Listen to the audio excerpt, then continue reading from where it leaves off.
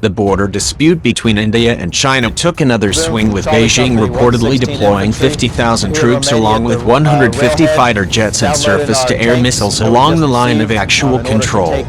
According to Indian defense experts, India is thoroughly prepared to deal with any eventuality, with their armed forces already reinforcing their forward positions in the high-altitude region to counter any new military buildups from the Chinese, as they look at Beijing to make the first move.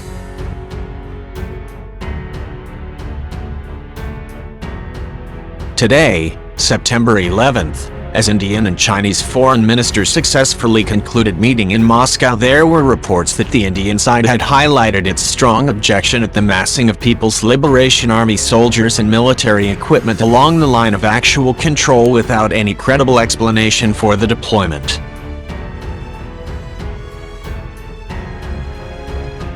According to intelligence gathered from top Indian officials by Times Now, China has positioned around 50,000 troops, air missile systems, a large section of rocket forces, and 150 fighters along with bombers and other jets at air bases based in Xinjiang and Tibet within a striking distance of the de facto border, their largest buildup of troops in the region.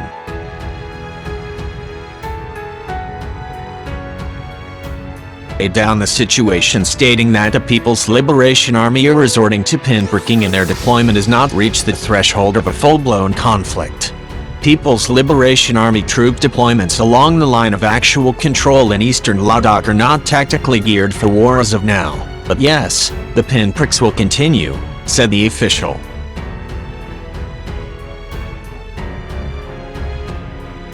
However, India has steered a clear warning towards Beijing against breaching the Indian perimeter around its forward posts, which includes barbed wire establishments on the heights. They constitute a red line. In fact, nowhere are we underprepared now, the official said. New Delhi's warning to Beijing comes at the back of bullets being fired in Mukhpuri Top in the Chushul sector on Monday, September 7th, the first time in 45 years in the Ladakh region.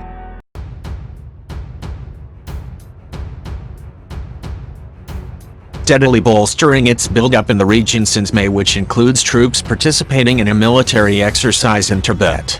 According to intelligence from the top officials, the People's Liberation Army troops are working under the direct instructions of Beijing, and if the actions lead to a war, China will have to pay a big price.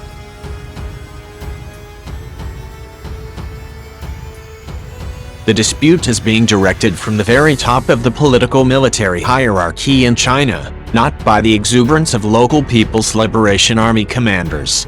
It can take any trajectory, but if China wants to start a war, it will also have to pay a heavy price, the official said. Following what was the second major clash at the Pangong-Tso region along the border between Indian and Chinese soldiers, the Indian Army cruised to occupying strategic heights of the south bank of the lake.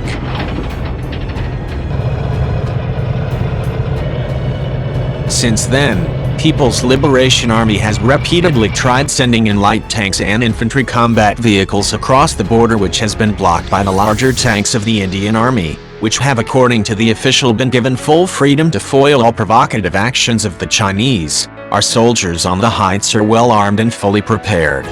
We have even driven tanks up the ridgeline near Rechin Mountain Pass, said the official.